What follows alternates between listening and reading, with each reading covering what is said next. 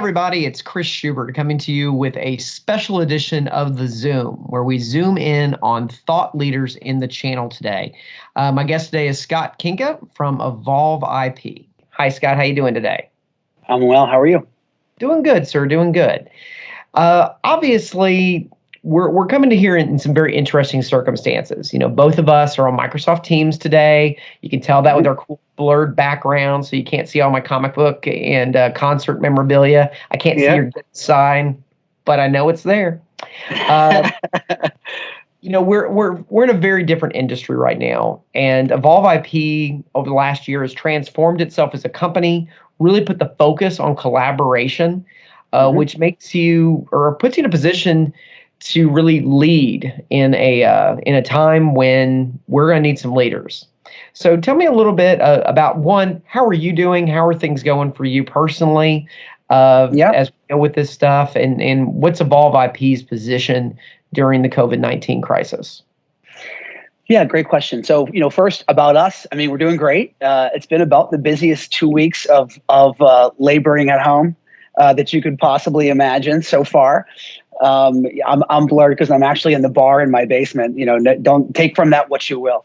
Well, we're super busy. I take it that you're in telecom and have been in it for a long time. That's what I take. So, it's been a crazy busy week. I think we've learned a lot. It's funny. We last week, our head of marketing asked me a very similar question, but it was before everybody got sent home.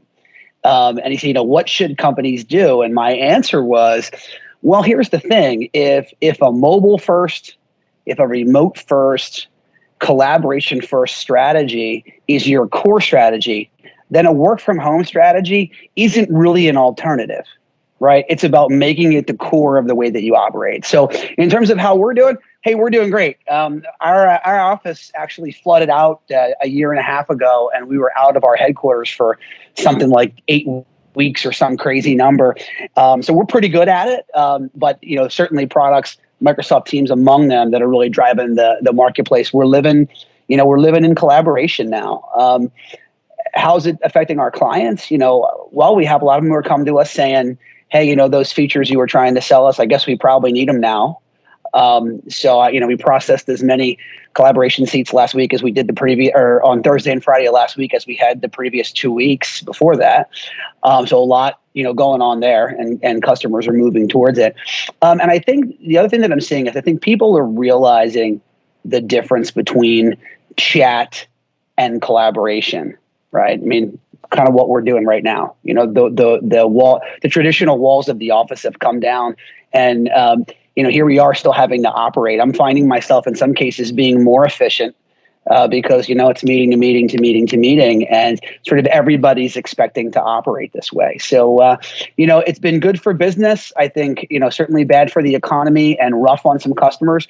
And we're just doing everything we can to keep up with the pace to help people out. You bring up a couple of different things that we've seen. One of the funny things we've seen, in addition to new collaboration seats being sold, we've seen customers that purchased unified communications in some fashion, could be even 2 years ago, and they got the seats with all the bells and whistles, but they never learned how to ring the bell. So there's been a ton of training that has come up from this as well. How is EvolveIP addressing that for their customers? I fire up my Teams seat for the first time, but I need to know how to use it. How do you guys help with that? Yeah, great question. So we've done a few things.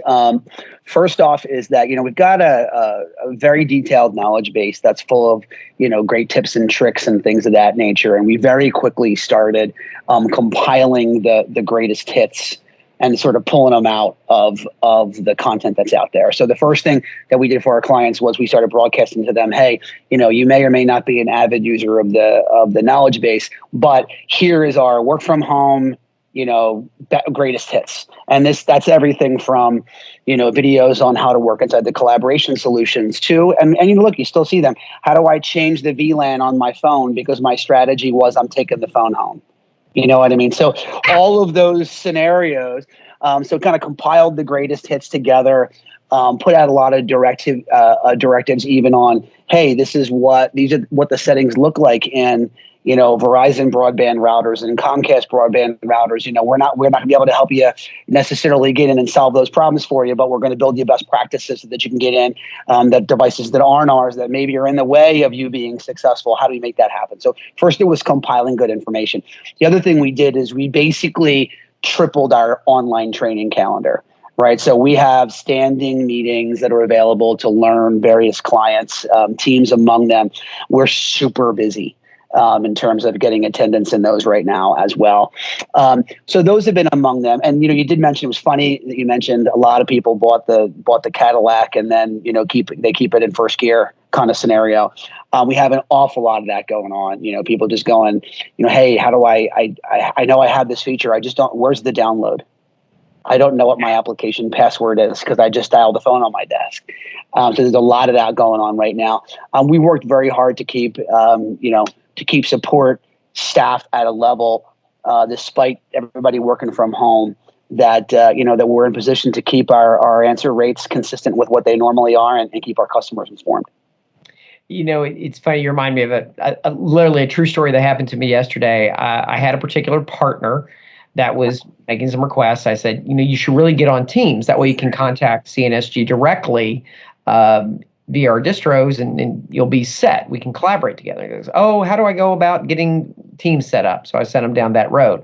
Well, a little bit later, I looked at my email. I noticed they had that little icon next to their name, that little red dot.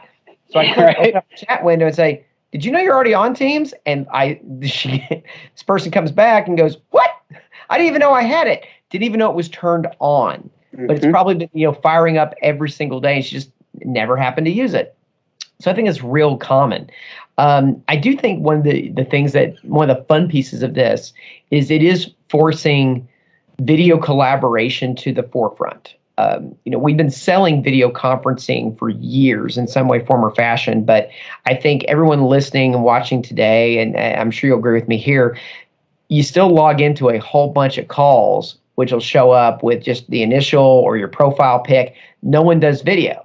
And we all know why, right? Because they're all sitting there doing this. They're all multitasking while we're talking. And now this is changing the game. I mean, it's literally making us be more personable in our video collaboration strategy.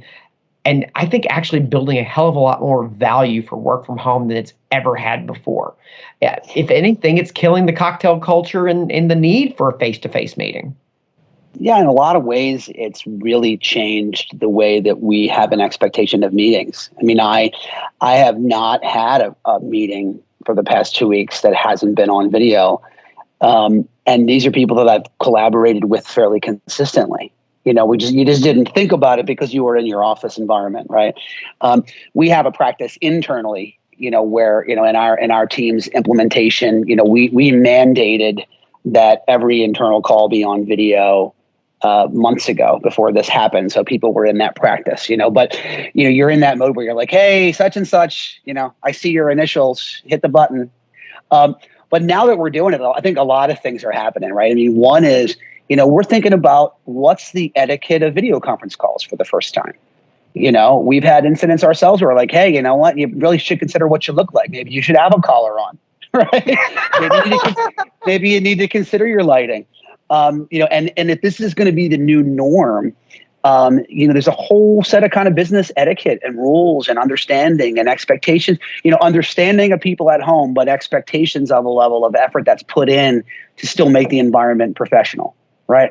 I hear my dog barking two floors away, but I'm in a spot right now where at least I'm making an effort to provide, a professional environment, to have this conversation.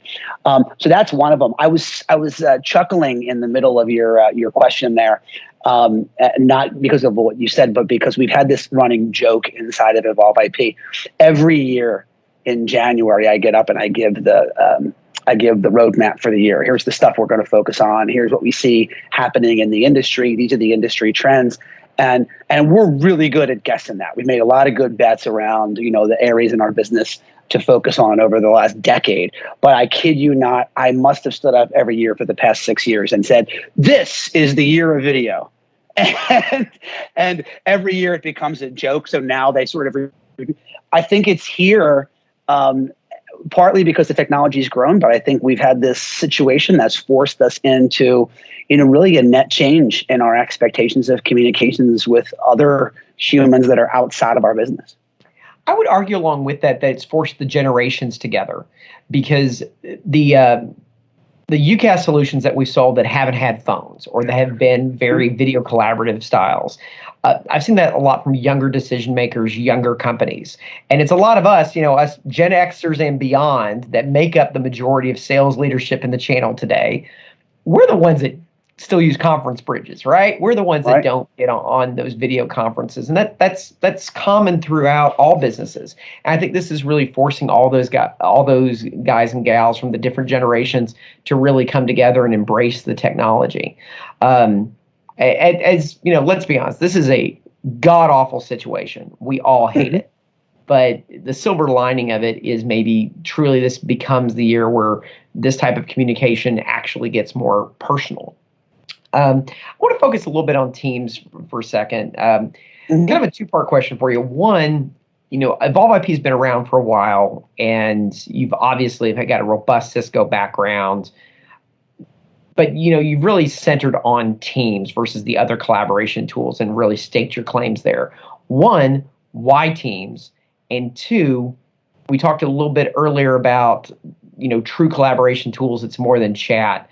What do you see Teams offering beyond video and chat? What can you do in Teams that you just can't do in, say, a Zoom conference bridge, for example? Yeah, great question. So this is the way I'm going to answer it with a little bit of industry background, right? I mean, I think you hit on it a little bit, but if you take, 10 years ago, we were selling replacements of premise-based PBXs from big iron manufacturers.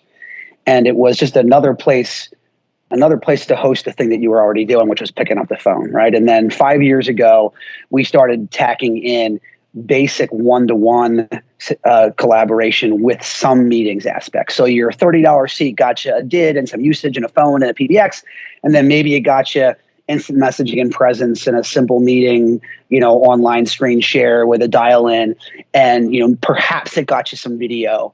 And really, the what's changed over the last couple of years is this concept of workstream collaboration. And I think it's important to mention that before I sort of answer the question about Microsoft, because there's a direct tie in there. And over the last week, I've been asked that question a million times. Like, hey, we've been doing video forever. Hey, we've been chatting forever. What's different about something like Microsoft Teams? And you could certainly put Slack in that bucket or WebEx Teams, or there's multiple products that do that really well. And here's the difference. I always say to folks of our generation, like, think about it like this. If you asked an associate of yours to find a file from a meeting that you had 6 months ago, it would take them quite some time in the way we've operated. But if you ask your kid to produce a photo from vacation 6 months ago, they would produce it in 8 seconds. And the reason for that is that they would go to the Fam Squad chat. It has a name, it has membership, it has history, it's multimodal, it's multi-format. There's text, there's images, it's on your laptop, it's on your phone, it's on your iPad, right? And the difference in that model to the way that we have done collab, in the $30 seat list price that has the meetings in it, is that it's still been a very one-to-one, non-topically based experience, where what Microsoft Teams does for you is it takes that model. And so, yes, it's video, and yes, it's screen sharing, and yes, it's, I can have meetings in it, and yes, I have chat. But the real key is it flips the topic inside out. And it says, inside the business, we're not going to have a meeting. We are going to go to a topic. And we're going to live inside of a topic, like I said, that has membership and has a history, and I can store files in there, and I can do multiple things in there. So to answer your question about, why Microsoft Teams, that was really the key for us, is that it's not just having a meeting, because there's Zoom meetings and there's WebEx meetings and there's meetings inside of Teams. It's the collaborative aspect of going and participating inside of a topic. Right. So the reason why we felt like Microsoft would be in at least a pole position, or one of the pole positions in this space, as that model flipped, right? Not comparing just meetings to meetings, thinking about collaboration, is that in a lot of ways, this goes back 15 years for them, right? They won spreadsheets. right? And that helped them win email. And then email became Office 365. And then by the time you get to meetings, right, even if the meetings experience, which I think is as good as any others, but even if it was substandard, Microsoft's going to win eyeballs because it's an easy addition. To your point earlier, I didn't even know I had it. Because they were an Office 365 user, right? And they were an Office 365 user because they were an Exchange user, because they were an Office user. I mean, think about Google's play, right?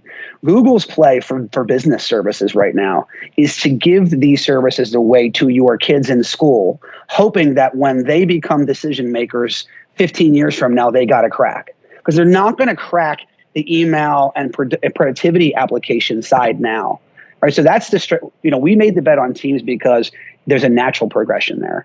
And then the other one is that, like I said, you flip this around to this work stream collaboration and you start going into topics. What the other guys aren't going to have is the ability to then say, hey, I'm in Word and I'm putting Word from inside of Word, this image or this document inside of that team. Right, we're collaborating on this file inside of that team. And those are the things we're having a lot, aside from just getting on meetings. Those are the things we're having the conversations about today, right? Is how do I blend not just a meeting place for everybody, but, SharePoint intranet pages and documents, and how do I create a news site that attaches to that and really make a hub for work? I'll give you one interesting story that we've been working on the last couple of days. And this is an internal thing. Our benefits intranet was a flat web page WordPress-based intranet that lived inside of our business. And Teams is so effective that most of the people in our business don't bother getting on the VPN at this point. So the HR team, we call them org dev, was saying, wow, at this time when access to information, insurance information, and phone numbers to people at United Healthcare and all these are important, that intranet is living inside the business and not attached. We replicated the entire intranet inside of Teams, not inside of SharePoint, within about 3 hours and published it back out to the entire company. So it's those things that we're getting asked to do now that are just outside of having meetings. Nice. We're working on some similar things here at CNSG because I see the future of that collaboration piece, and I definitely appreciate your answer there.